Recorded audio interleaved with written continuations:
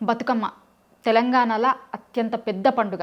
మామూలుగా పువ్వులతోని దేవుణ్ణి పూజిస్తే పువ్వుల్నే పూజించేటువంటి గొప్ప సంస్కృతి ఉన్నటువంటి పండుగ బతుకమ్మ పండుగ. అయితే పోయినసారి లాగానే ఇప్పుడు బతుకమ్మ ఉందా? బతుకమ్మ పండుగ ఎట్లా జరుగుతుంది? బతుకమ్మ చీరలు ఏమైనాయి? అనేక అంశాల మీద స్పందించేందుకు మనతో పాటు తులమ్మ గారు ఉన్నారు. మగారు నమస్తే అండి. నమస్తే. సద్దుల బతుకమ్మకి ఇంకొక 3-4 రోజులు మిగిలింది. చీరల పంపిణీ అయితే ఇక్కడ జరిగినట్లు కనిపిస్తలేదు. ఉన్నట్టా లేనట్టా చీరలు? చీరలుంటే ఇప్పటికి పంపిణీ చేయాలి కదా.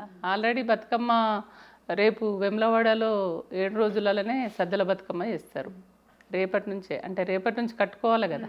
అంటే ఈపటికి పంపిణీ చెయ్యాలి. కానీ చేయలేదు అని అంటే వాళ్ళే చెప్తున్నారు కదా స్పష్టంగా. బతుకమ్మ చీరలు ఒకళ్ళేమో మేము ఆర్డర్ ఇచ్చినాము అని ఒకళ్ళు, ఇంకొకళ్ళేమో ఇప్పుడే రావు దసరా తర్వాత వస్తాయని ఒకరు, ఒక చీర కాదు 2 చీరలు ఇస్తామని చెప్పేసి. అంటే నోరు బిప్పితే అబద్ధాలు. అంటే వాళ్ళ పార్టీ వాళ్ళు ఒకే మంత్రివర్గంలో ఉన్న వాళ్ళే డిఫరెంట్ వాయిస్ ఇస్తున్నారు. స్పష్టత అనేది లేదు. మళ్ళీ ఒకటి, బతుకమ్మ చీరలు దసరా తర్వాత వస్తాయి. ఎవరికి ఆర్డర్ ఇచ్చిర్రు? ఆర్డర్ అయితే ఇవ్వాలి కదా, నేతన్నలకే కదా మనం ఇవ్వవలసింది. మరి ఎక్కడ ఇచ్చిర్రు? అందుకని చేనేత కార్మికులకు సంబంధించిన వాళ్ళు చాలామంది ప్రశ్న. అంటే మొన్న మాట్లాడిన ఆమె సీతక్కనే చెప్పినట్టుంది, ఏది దసరా తర్వాత 2 చీరలు ఇస్తామని. అంటే సీతక్కని అందరూ కూడా ఎట్లా చూస్తారంటే ఒక ఉద్యమకారిని, ప్రజా కోణం నుంచి ఆలోచిస్తుంది, ప్రజలకు అంటుపెట్టుకొని ఉంటుంది, ఉన్నది ఉన్నట్టుగా చెప్తుందని నమ్ముతారు.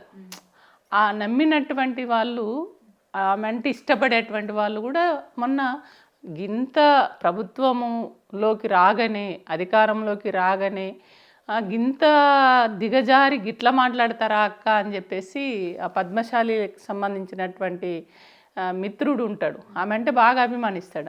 ఆయన ఓపెన్గా మాట్లాడేస్తున్నాడు. మీరు ఇంత అబద్ధం చెప్తారని అనుకుంటలేనా అంటే రేవంత్ రెడ్డి ఎట్లా తెలంగాణ పట్ల కానీ తెలంగాణ ప్రజల పట్ల ప్రేమ ఉన్నదా? ఉన్నట్టుగా ప్రవర్తిస్తున్నాడా? మనం చూసినట్లయితే రేవంత్ రెడ్డి ఇవాళ ఒక రాష్ట్రానికి ముఖ్యమంత్రిగా ఉన్నాడంటే ఆనాడు ఎప్పుడు కూడా ఆయన తెలంగాణ రాష్ట్రం గురించి కానీ తెలంగాణ కావాలని కానీ ఎప్పుడు కూడా ఆలోచించనటువంటి వ్యక్తి. అంతే కదా. తెలంగాణ అంత పెద్ద ఎత్తున ఉద్యమం జరుగుతుంటే కూడా తెలంగాణ ఏమవసరం అనేటువంటి పద్ధతిలో ఆనాడు తెలంగాణకు వ్యతిరేకంగా ఉన్నటువంటి చంద్రబాబు నాయుడు తోటి చేతులు కలిపి ఆయనకు అండగా ఉన్నటువంటి వ్యక్తి, తెలంగాణకు వ్యతిరేకంగా నిలబడినటువంటి వ్యక్తి.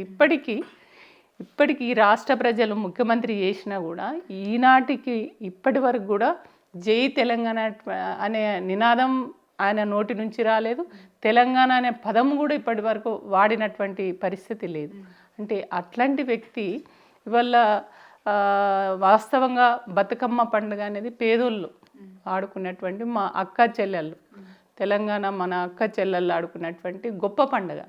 అంటే ఆంధ్రాలో వాళ్ళు ఎట్లయితే సంక్రాంతి జరుపుకుంటారో మనకు తెలంగాణలో దసరా బతుకమ్మ అనేది చాలా పెద్ద పండుగ. చాలా దసరా కంటే ముందు ఆడబిడ్డలు చాలా గొప్పగా అంటే వారం రోజుల పండుగ ఇది. పెత్తరామాస నాడు స్టార్ట్ అయ్యి 9 రోజులు చాలా గొప్పగా ఆడుకున్నటువంటి పండుగ ఈ పండుగ. ఈ పండుగకి మా ఆడబిడ్డలు సంతోషంగా ఉండాలి. చాలా పేద కుటుంబాలు ఉన్నాయి, వాళ్ళు కొత్త బట్టలు కట్టుకొని వాళ్ళ పిల్లలు, కుటుంబ సభ్యులు అందరూ కూడా మంచిగా సంతోషంగా ఉండాలి, బతుకమ్మ పండుగ మంచిగా గొప్పగా జరుపుకోవాలనే దాంతో తెలంగాణ రాగానే కేసీఆర్ గారు అందరికీ, కుటుంబ సభ్యులందరికీ కూడా బట్టలు ఇవ్వాలని చెప్పేసి, చేనేత అంటే బట్టలు ఇవ్వడం, పేదవాళ్ళకు కొత్త బట్టలు ఇవ్వడం ఒకటి, రెండోది చేనేత కార్మికులకి ఉపాధి కల్పించడం. ఈ ఇద్దరికి కూడా మనం న్యాయం చేసిన వాళ్ళం అవుతాము. 2 కుటుంబాలను అంటే అటు పద్మశాలి కుటుంబాలను, చేనేత కార్మికులను, ఇటు పేద వర్గాలకి పండుగ జరుపుకోవడానికి ఒక సంతోషాన్ని ఇచ్చిన వాళ్ళం అవుతాము, వాళ్ళకు ఆర్థికంగా భారాన్ని తగ్గించిన వాళ్ళం అవుతాం అనే దాంతో ఆలోచించి ఇచ్చింది. ఇప్పుడు ఏమైంది? కేసీఆర్ గారు ఇచ్చింది నేను ఎందుకు ఇవ్వాలి అంటే పేదోళ్ళ గురించి అంత ఆలోచించేంత ఇది విశాలమైన దృక్పథం రేవంత్ రెడ్డికి ఏడున్నది లేదు కాబట్టే కదా ఇదంతా. ఇవాళ చూడండి, బతుకమ్మ పండుగ అంటే తెలంగాణ వచ్చిన తర్వాత, మనం అంతకుముందు తెలంగాణ రాకంటే ముందు బతుకమ్మను కనుమరుగు చేసిర్రు అప్పుడు సమైక్య పాలకులు. తెలంగాణ వచ్చినాక మనం చాలా గొప్పగా అధికారికంగా బ్రహ్మాండంగా చేసుకున్నాం.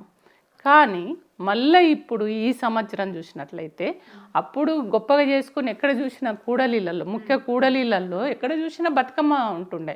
అంటే ఒక పండగ వాతావరణం అనేది చాలా కొట్టొచ్చినట్టు బ్రహ్మాండంగా కనబడేది. ఎక్కడ చూసినా మన అక్క చెల్లెళ్ళందరూ కూడా రోడ్ల మీద మంచిగా గొప్పగా పెద్ద పెద్ద బతుకమ్మలు పోటీపడి ఆనాడు అంటే పూర్వం ఎట్లయితే బతుకమ్మలు పెద్ద పెద్ద కలర్ పువ్వులు తెచ్చి పేర్చి ఒకరికొకరు పోటీ పడి పెద్ద పెద్ద బతుకమ్మలు పేర్చారో, తెలంగాణ వచ్చినాక అదే వాతావరణం మళ్ళీ మనకు కనబడ్డది, మనకు కనిపించింది. ఎక్కడ చూసినా లైటింగ్ కానివ్వండి, పరిసరాలను శుభ్రం చేయడం కానీ, బ్లీచింగ్ పౌడర్ వేయడం కానీ, లైటింగ్ పెట్టడం కానీ, ఏదైనా కూడా మా అక్క చెల్లెళ్ళకు ఎక్కడ కూడా లోటుపాట్లు ఉండొద్దు, అన్ని రకాల ఏర్పాట్లు చేసి వాళ్ళు మంచిగా బ్రహ్మాండంగా ఆడుకోవడానికి అవకాశం కల్పించాలనే ఒక మంచి ఉద్దేశంతో ఒక పెద్దన్నలాగా కేసీఆర్ గారు ఆలోచించి ఆ ఏర్పాట్లు చేసిర్రు. కానీ ఇప్పుడు చూస్తే మాత్రం ఇవాళ ఎక్కడ చూసినా వాతావరణమే లేదు. అసలు బతుకమ్మ ఆడుకుంటున్నామనే ఒక ఫీలింగ్ కూడా మనకు లేదు. అంటే చాలామంది ఎవరికి వాళ్ళు ఎంత గొప్పగా అందరం బయటకు వచ్చి ప్రభుత్వం అన్ని ఏర్పాట్లు, ఇప్పుడు గ్రామీణ ప్రాంతాలలో కూడా ఎట్లా ఉండాలి, చెరువుల దగ్గరికి పోయి ఆడుకుంటారు, లేకుంటే ఆ ఊర్లోనే అందరు కలిసి మెయిన్ చౌరస్తాలో ఆడతారు. అక్కడ కూడా మనం లైటింగ్ అదంతా కూడా ఏర్పాటు చేయాలి వారం రోజులు. మళ్ళీ చెరువుకు పోవడానికి కూడా రోడ్లన్నీ కూడా సాఫ్ చేయాలి. అక్కడ చెట్లు, పిచ్చి చెట్లు, గడ్డి అట్లాంటిది ఉంటే కూడా సాఫ్ చేయాలి, బ్లీచింగ్ పౌడర్ వేయాలి, లైటింగ్ ఏర్పాటు చేయాలి. అట్లాంటిది ఎక్కడా ఏమీ లేదు, అసలు ఆ వాతావరణమే లేదు. దాంతో చాలామంది ఎక్కడోళ్ళు అక్కడ గల్లీలలో చిన్న చిన్నగా బతుకమ్మలు అంటే ఆడుకోవాలనే ఇది ఉంటుంది. దాంతో వాళ్ళే డీజేలు పెట్టుకొని ఆడుకుంటున్నటువంటి పరిస్థితి ఇవాళ ఉంది. ఇవాళ బతుకమ్మ చీరలు కూడా చాలామందికి అబ్బా ఇక బతుకమ్మ వచ్చింది, మా కేసీఆర్ అన్న చీరలు ఇస్తాడు అని చెప్పేసి వారం 15 రోజుల ముందే అప్పుడు పంపిణీ చేసేది. అట్లా అందరూ కూడా చీరలు తీసుకొని కొత్త చీరలు కట్టుకొని బతుకమ్మ ఆడుకునేది. ఇప్పుడు ఆ పరిస్థితి లేదు. ఏమన్నా అంటే ఇంకా మంచి చీరలు, మరి మంచి చీరలు ఎక్కడి నుంచి తీసుకొస్తారో ఎట్లా ఇస్తారో ఇక వాళ్ళే చెప్పాలి. కొద్ది రోజుల కిందట మాట్లాడుతున్నప్పుడు సీఎం రేవంత్ రెడ్డి గారు గతంలో బీఆర్ఎస్ ప్రభుత్వం ఒకటే చీర ఇచ్చింది, కానీ మేము 2 చీరలు ఇస్తామని చెప్పారు. ఇప్పుడు కనీసం ఒక చీర కూడా లేదు. అట్లనే కొన్ని లీకులు కూడా ఇచ్చారు, 500 ఇస్తాం చీరలకు బదులు, కానీ 500 కూడా ఇస్తున్నటువంటి పరిస్థితి కనిపిస్తలేదు కదా ఇప్పుడు. అదే ఒక్కోళ్ళేమో డబ్బులు 500 రూపాయలు ఇస్తామంటారు, ఒక్కోళ్ళేమో 200 చీరలు అంటారు, ఒక్కోళ్ళేమో ఆర్డర్ రెండు చీరలు ఇస్తామంటారు, ఇంకొకళ్ళేమో అసలు ఆర్డర్ ఇచ్చినాము వస్తాయి కొద్దిగా టైం పడుతుంది కదా అంట. అరే నువ్వు ఆర్డర్ ఇచ్చేదేదో నెల రోజుల ముందు 2 నెలల ముందు ఇస్తావు కదా, దసరాకు అంటే బతుకమ్మ పండుగకు ఉపయోగపడేటట్టు ఆర్డర్ ఇస్తావు. కానీ నీకు పండుగతో సంబంధం లేకుండా నువ్వు దగ్గరికి వచ్చి నేను ఆర్డర్ ఇచ్చినానంటే మరి అప్పుడే అంటే ఇప్పుడు ఒకే పార్టీ ఒకే ప్రభుత్వంలో మీరంతా ఉన్నారు, మరి మనిషికి ఒక మాట ఎందుకు మాట్లాడుతున్నారు అంటే తెలంగాణ ఆడపడుచుల పట్ల వాళ్ళకు ఉన్నటువంటి ప్రేమ ఎంత ఉంది అనేది దీన్ని బట్టి మనకు అర్థమవుతుంది. ఇవాళ ప్రజలు ఏదైతే రేవంత్ రెడ్డి చెప్పినటువంటి మాటలు, ఏది 6 గ్యారంటీలు ఏవైతే ఉన్నాయో ఆ 6 గ్యారంటీలు నిజంగానే ఇస్తాడేమో అని నమ్మించి ఇస్తాడు కదా అని నమ్మేటట్టు చేసి నమ్మి ఆయనను గెలిపించారు. కానీ అది నమ్మక ద్రోహం చేసిండు అనేది వాళ్ళ ప్రజలందరూ కూడా మాట్లాడుకుంటున్నారు. 2000 పెన్షన్ ఎక్కువ ఇస్తున్నాడు, రైతు రుణమాఫీ చేస్తా అన్నాడు, ఏది లేదు కదా. ఇవాళ కళ్యాణి లక్ష్మి ఇవ్వంగా మళ్ళీ అదనంగా 1 తులం బంగారం ఇస్తున్నాడు, ఏదీ లేదు. ఒక బస్సు అని అన్నాడు, బస్సు ఫ్రీ అని. ఆ బస్సు ఫ్రీ కూడా బస్సులు అప్పుడు ఎన్నైతే బస్సులు నడుస్తుండేనో ఆ బస్సులు కూడా చక్కగా లేవు. ఇంకా ఉన్నటువంటి బస్సులు ఏవైతే రిపేర్లు అవి ఉంటే అవి రిపేర్లు కూడా చేయిస్తలేడు, కొత్త బస్సులు కూడా ఇచ్చేది లేదు. ఆ ఉన్న వాటినే మూలకు పడేసినటువంటి పరిస్థితి. ఉన్నటువంటి ఆ కొద్ది బస్సులలో కిక్కిరిసిపోయి అట్లా అక్క చెల్లెళ్ళు అయితే ఎంత ఇబ్బంది పడుతున్నారో, ఒక్కళ్ళ మీద ఒక్కళ్ళు పడి ఇది చేసుకుంటున్నటువంటి పరిస్థితి, కూర్చోవడానికి ప్లేస్ లేనటువంటి పరిస్థితి, అట్లా చాలా ఇబ్బందులు పడుతున్నటువంటి పరిస్థితి ఉంది. కాబట్టి ఏ పని చేసినా ఆయన ఇచ్చినటువంటి హామీలు అడ్డదారులలో ఏదో మోసం చేసి ప్రభుత్వాన్ని ఏర్పాటు చేయడం జరిగింది. అంటే ఆయన మీద ప్రేమతోటి కాదు, అది ఏదో పద్ధతిలో అప్పుడు ప్రజలు ఏదో మార్పు రావాలనే దానికోసం అట్లా వేసి గెలిపిస్తే ఇవల్ల మమ్మల్ని మోసం చేసిండు, ఇచ్చిన మాట తప్పిండు అనేది మాత్రం ఆ ఆవేదన బాధన అయితే సామాన్య ప్రజలలో చాలా కొట్టొచ్చినట్టుగా కనబడుతుంది. ఇందాక మీరు అన్నట్లు తెలంగాణ రాష్ట్రం కోసం కొట్లాడినప్పుడు చాలా మంది బతుకమ్మల పాటల రూపంలో వాళ్ళ ఆవేదనను కైగట్టి పాడిరు. ఇప్పుడు మళ్ళీ అట్లాంటి పరిస్థితి ఇవాళ తెలంగాణలో కనిపిస్తుంది. హైదరాబాదితులు కావచ్చు, అదేవిధంగా మూసి చుట్టుపక్కల ఉన్నటువంటి వాళ్ళు కావచ్చు, వాళ్ళ బాధ అంతటిని కూడా కైగట్టి బతుకమ్మ పాటల రూపంలో వినిపిస్తున్నటువంటి పరిస్థితి కనిపిస్తుంది. మీరు పోయినప్పుడు కూడా అట్లాంటి పాటలే వింటున్నారా? బయట ఇప్పుడు తిరుగుతూ ఉండొచ్చు కదా మీరు. నిజంగా అసలు నాకు మళ్ళీ పాత రోజులు గుర్తుకొస్తున్నాయి. అంటే ఆ టైంలో ఒక పాట వాళ్ళ కష్టాలు, బాధలు, కన్నీళ్ళు అన్నీ కూడా వర్ణిస్తూ ఒకటే పాట ఆ వారం రోజుల దాకా దాని కంటిన్యూషన్ అనేది ఉంటుండే. అట్లనే పాడుకునేవాళ్ళు. అక్క చెల్లెళ్ళ బాధలు, కుటుంబంలో వచ్చేటువంటి చిన్న చిన్న సమస్యలు, మళ్ళా పంట వచ్చిన అనుభవాలు, మంచి చెడు రెండు కూడా కలబోసి పాడేవాళ్ళు.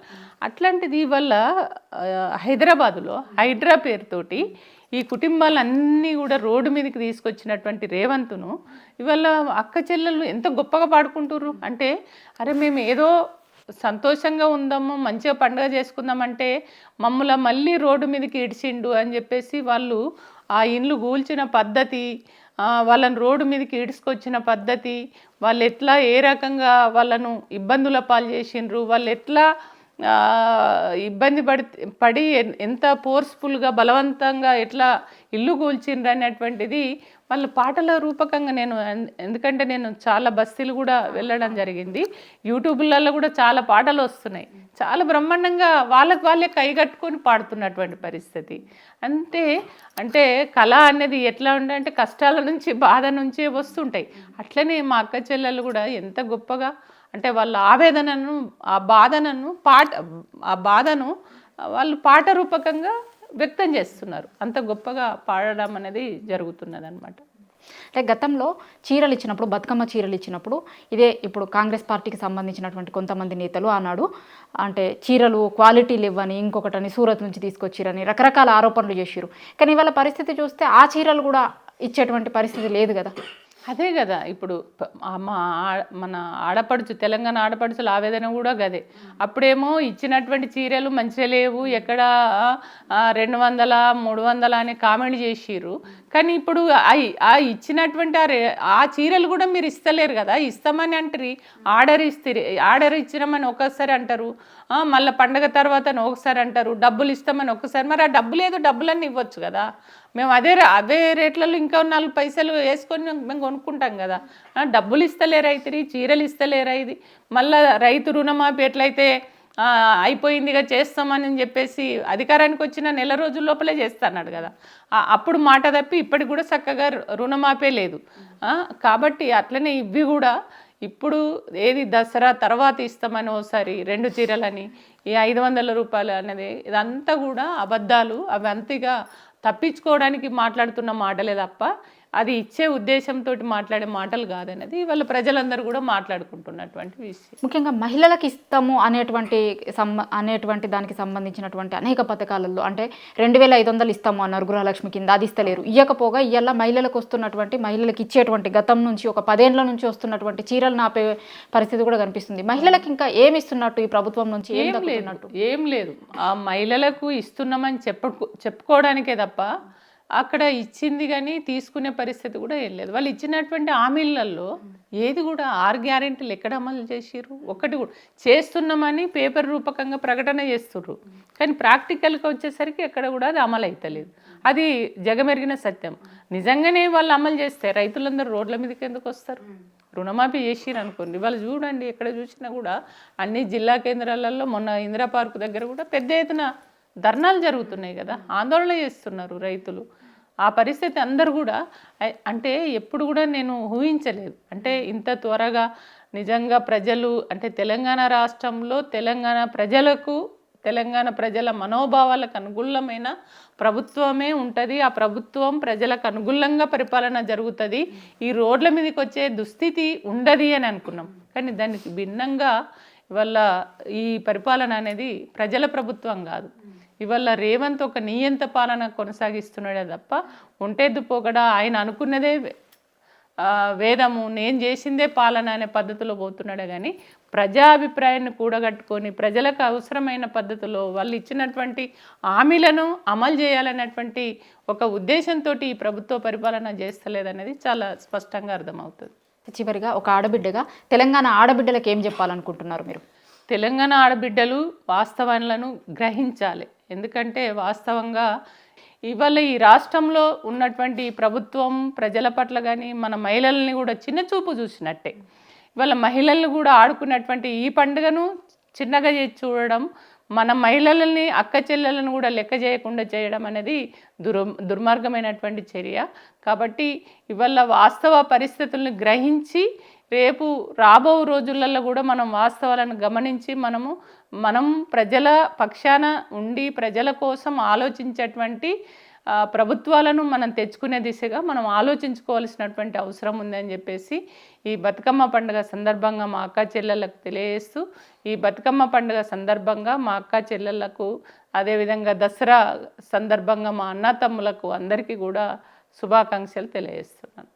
థ్యాంక్ యూ అండి.